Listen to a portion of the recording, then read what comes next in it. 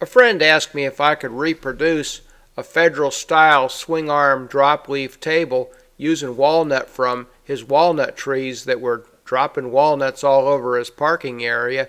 He wanted the table a little bit narrower and a little bit longer, and I said, sure, this sounds like a nice challenge. I haven't done this kind of work before, so here's a video that shows how the project went.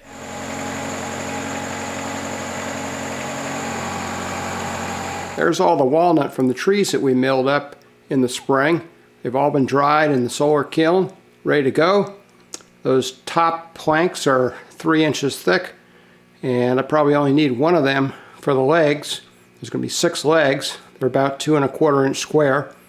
And all the rest of the planks, you know, I can select the best from to use for the top and the top and the aprons. So let's get started.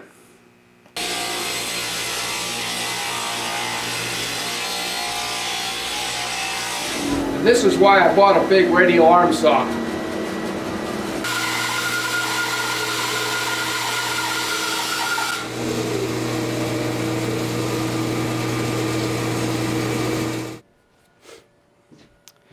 I prepare the blank for the table leg part by cutting off the corners of the blank.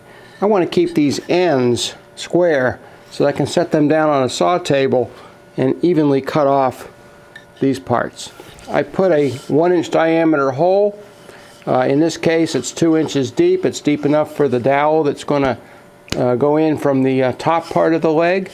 And that fits in a chuck that is much like any lathe chuck. And it has dogs that will grab the inside of the hole. And on the tailpiece has a pin that will fit into the little hole that I drilled in the center of the pin. So I simply put that there onto the headstock, and then using this knurled ring, bring the tailstock into the hole. There's a couple of small wrench handles that come with this that I'll simply tighten them up.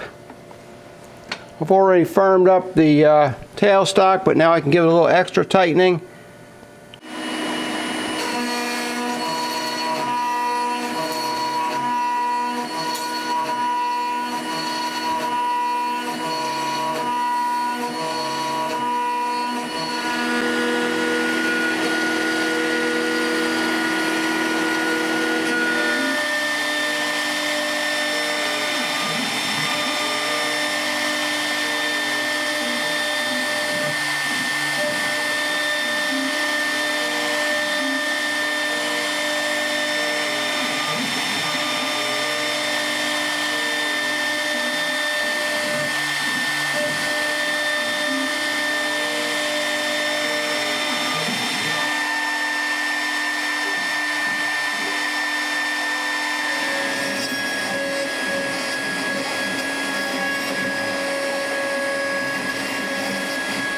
I thought long and hard about how to do the mortise and tenons for the legs. This table has 6 legs altogether, 4 for the main section and then 2 for the extensions. And the way the extensions work, you actually end up with 2 aprons that run crossways on either end of the table, and one of those aprons is split and hinged so that that extension leg can come out. So you end up with a lot of mortises in your leg, and that kind of might make the leg like Swiss cheese. So I'm using the dominoes as my tenons. I'm using the 10 by 50, which is basically 1 by 2 inches by 3/8 thick, roughly. And you can see how many tenons are required. Now, I've used these dominoes even on chairs, and they've held up just fine, even after years of use by, adults. So I'm not concerned at all about the joints coming loose, and it sure does make it easier to do this, all this mortising, and it'll make a nice strong joint. So I'm chucked up to do one of the cuts, and everything's been marked.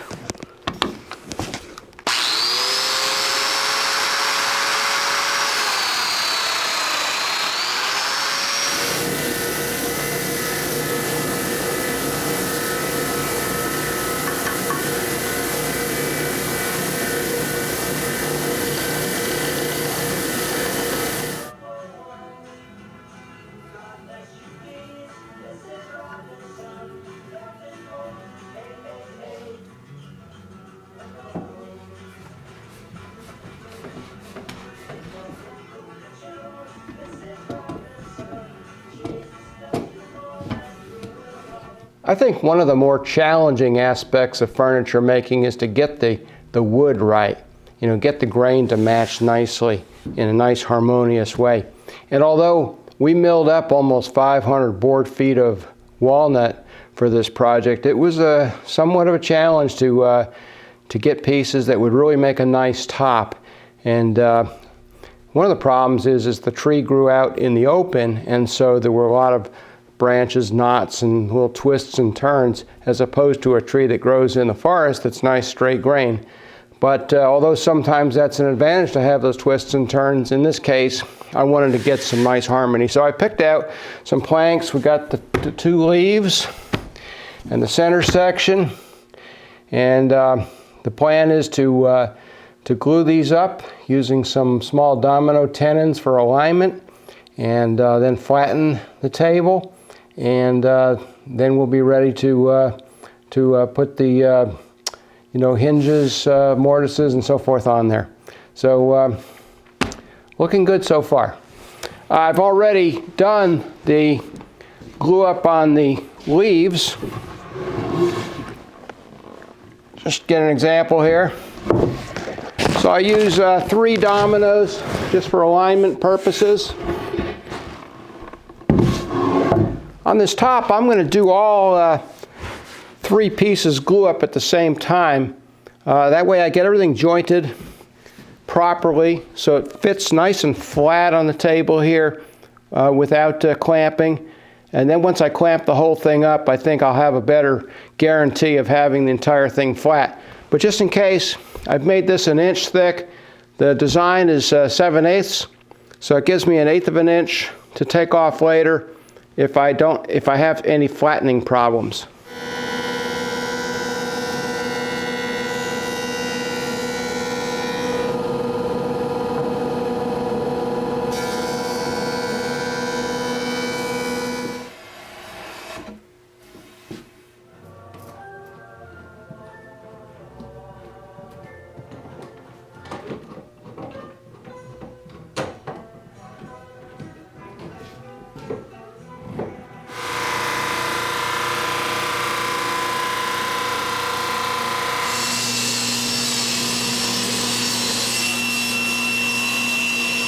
The leaves of the tabletop will be attached to the main top with a rule joint. A rule joint is one of these joints you make with a cove cutter, a cove cutter and a round over cutter.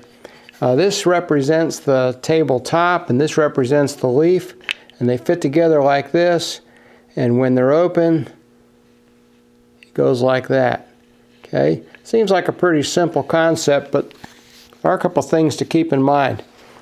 First of all, the hinge is a special hinge for rule joints where one leaf is longer than the other.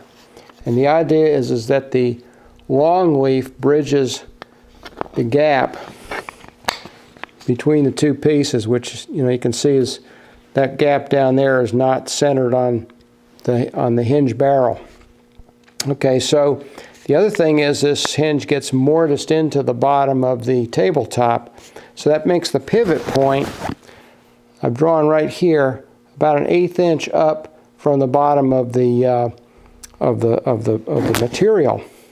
That means that that's the radius, or excuse me, that's the center of the radius of movement when you open the leaf.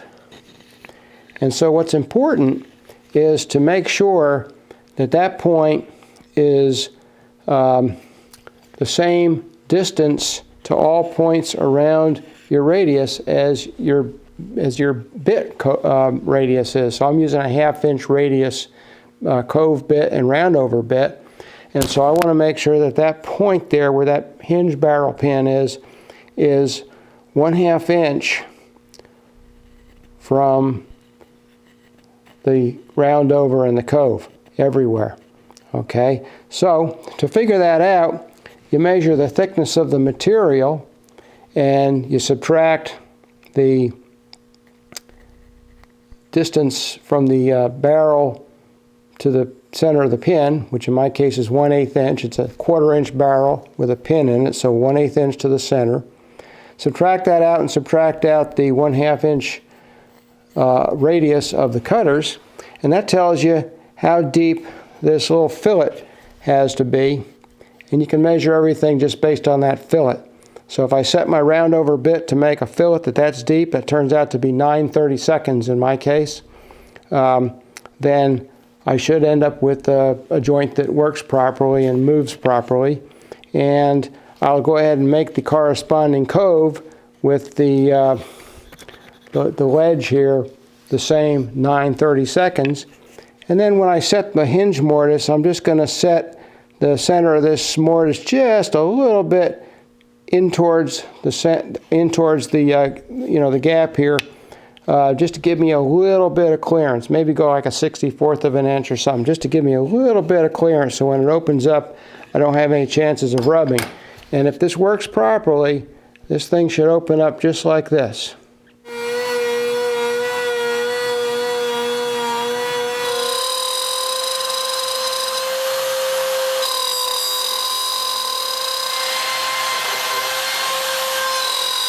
Okay, so I cut the mortises for the barrel of the hinge.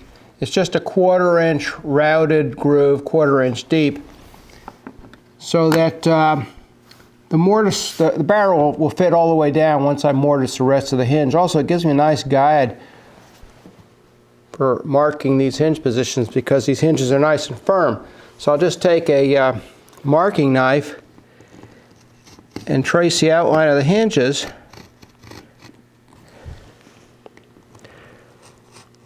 And that will be where I mortise the rest of the hinge. Now while I'm here, I'm taking a self-centering drill made for a number 6 screw, which is what I'm going to use. Number 6 3/4 inch brass screw. And I'll go ahead and just mark the center of these holes right now before I take this hinge out.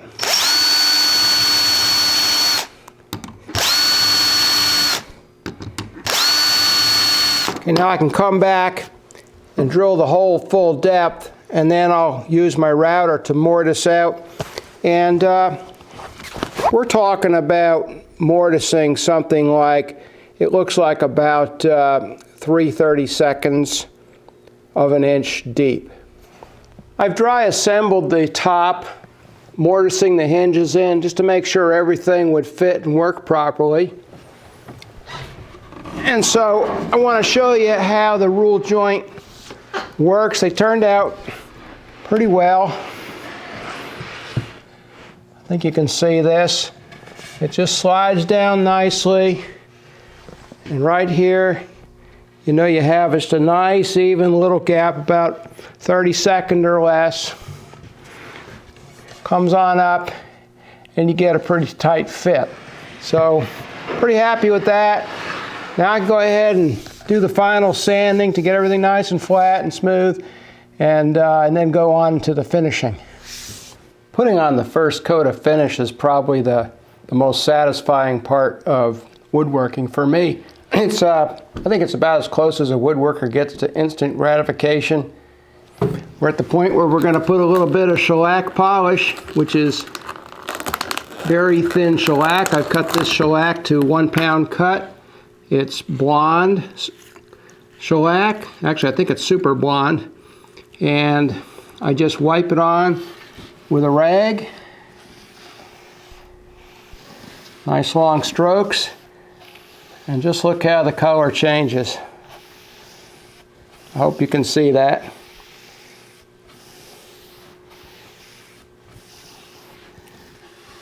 And I'll put on, oh, I don't know, 6, 7 coats of this. You kind of know when you've got enough on, because you sand between each coat. I sanded this down to P600. You sand between each coat, and when the finish just starts balling up on the sandpaper too much, you know you've probably got enough of this on. And it leaves just a nice, smooth finish with the grain not filled. So it's about as close to natural, I think, as you can get for a nice finish. Now, the one thing about shellac on a tabletop is that it's not the most durable finish, so got to make sure that it's going to be used in a location where you're not going to be leaving cold drinks on it and, you know, getting it wet and so forth. So my client and I discussed the various finishes at length and decided that this would be safe for his home. And of course, this is the finish that was used on all the antiques before nitrocellulose lacquer came into vogue about 100 years ago. There we go. Let that dry, doesn't take long. Sand it with a little P600 again, and we can go ahead and give it another coat.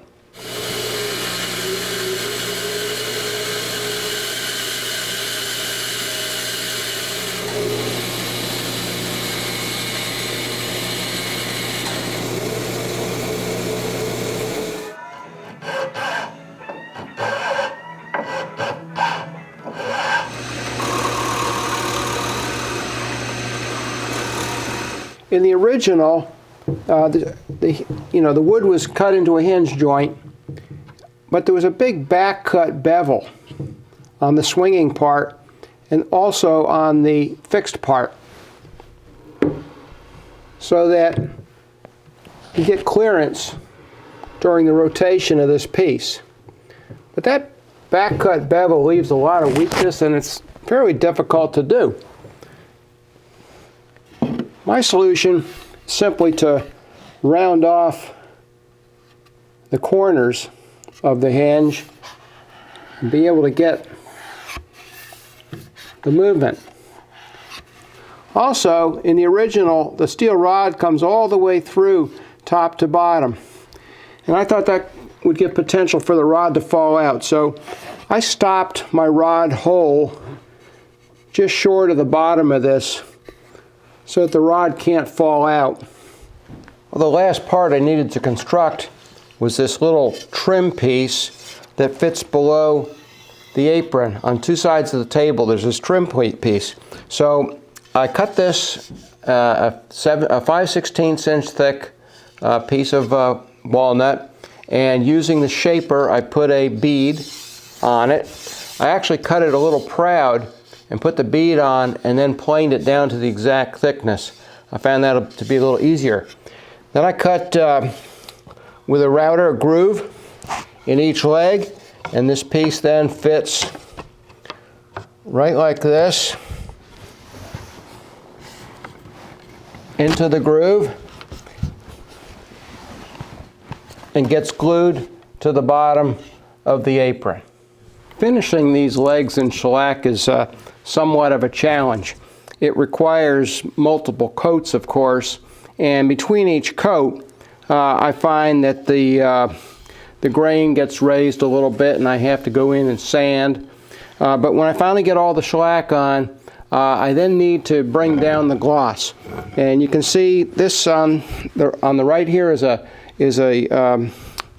leg that has just been shellacked yesterday, and using 1 pound cut shellac, and it's got a high gloss to it. This leg here is one that I've used steel wool and a little bit of sandpaper up here to bring down the gloss, and so it really helps to do that. And when I'm all done, with the steel wool and so forth, I'll then go and apply a very thin coat of wax, and I use brie wax It comes in colors, so I'll use a nice brown color just to put a little thin coat, and that should be it. Then we'll be ready to assemble. Now the way I'm going to attach the top to the aprons is using some small cleats that have elongated holes where I can put a screw. I've got a number 8 1.5" stainless steel screw. I can put a screw in there and it's able to slide a little bit.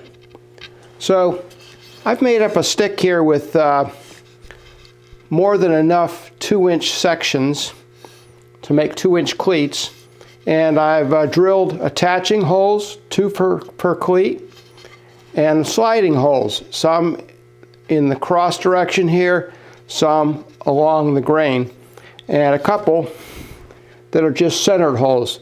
So the idea is that I can put 10 of these cleats around the top, with the ones with just a center hole in the center of the main top, so that part gets anchored, and then the rest of the top can expand and contract from the center, and the elongated holes pieces, elongated hole cleats will allow that movement. So I hope that all makes sense. I just drilled the holes using a brad point bit, and then I've got a special hole elongator bit that has a countersink angle and a regular router angle that can be used to elongate the holes. I can get an idea of how these work. I had already pre-finished the flats. Now all I have to do is sand the corners and pre-finish the ends, and I'll be ready to install these. I'm ready to begin the glue up of the apron now. I've pre-shellacked all the pieces, also pre-waxed all the pieces.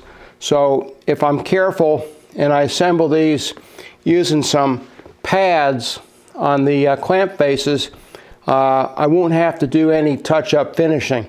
So the first thing I did was just lay out all the pieces with the proper legs and the proper apron pieces, just to make sure I don't get mixed up and confuse a piece. I hate it when I do a glue up and I discover that I glued up the wrong things in the wrong way. So I think I've got it all right now. I'll go ahead and glue up a set of ends, another set of ends. Then when they're all cured, I'll go ahead and glue up the other 2 sides.